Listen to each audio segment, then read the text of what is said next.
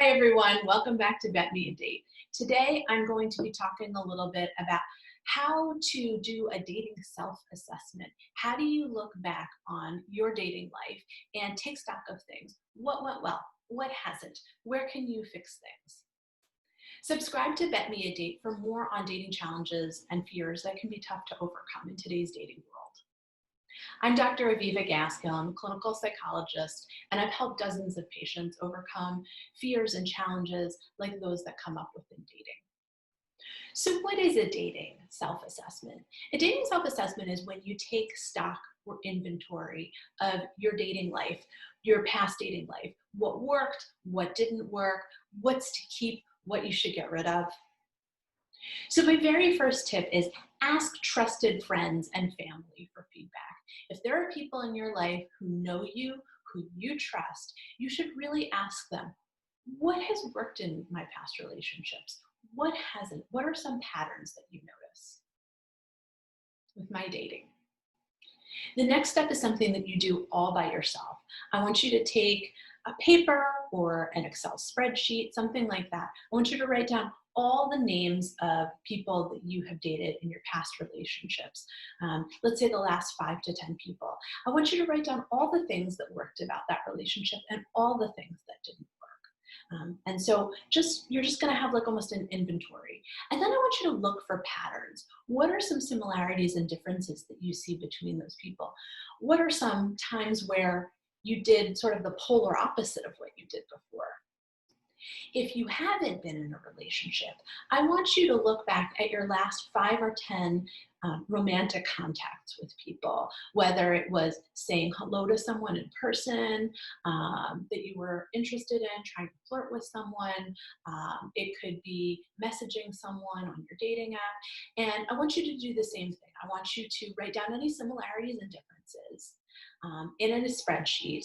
And I want you to look for any kind of patterns that you might notice. Next, I want you to check out your dating profile if you're online for dating. I want you to carefully scrutinize each and every single one of your dating profile photos. And I want you to look at your bio, look at what you wrote, and also look at the questions if you had any questions that you answered in your bio. How recent is your photo? If it's more than 3 years old, you need to get some new photos. When you read over your dating profile, ask yourself, am I being true to myself?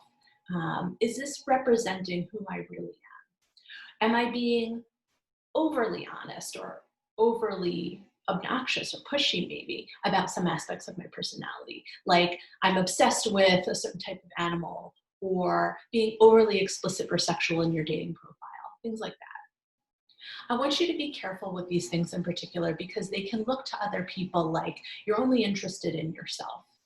Or you're so desperate to get a date that you'll put anything out there.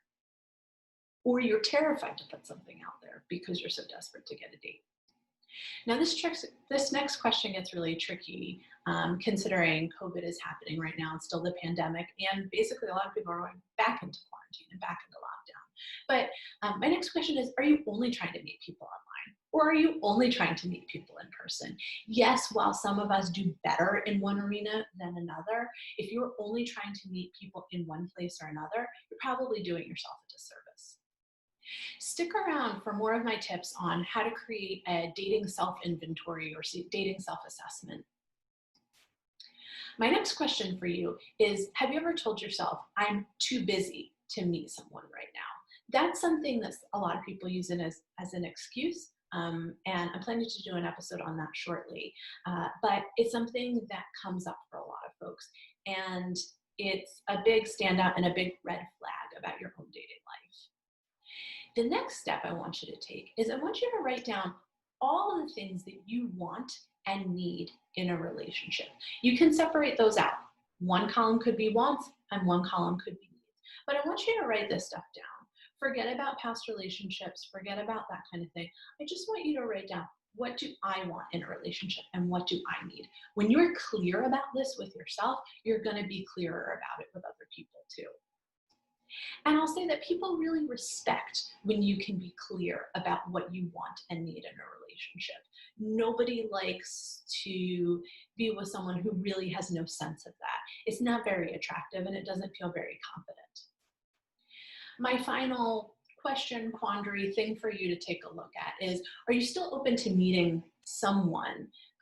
Curiosity. Are you still open to, trying something new, trying to meet someone new, while simultaneously knowing what your limits or your boundaries are in a relationship?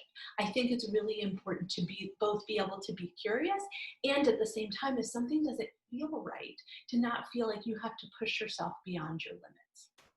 That can be actually really tricky for a lot of people, particularly people with a history of trauma, or people who are used to being pushed beyond their limits. But I think it's really important to just really take a look at and take stock at all of that. Don't forget to join our website at betmeadate.com for more tips and challenges on helping you reach your dating goals. For more of our content, like and subscribe to Bet Me a Date on YouTube.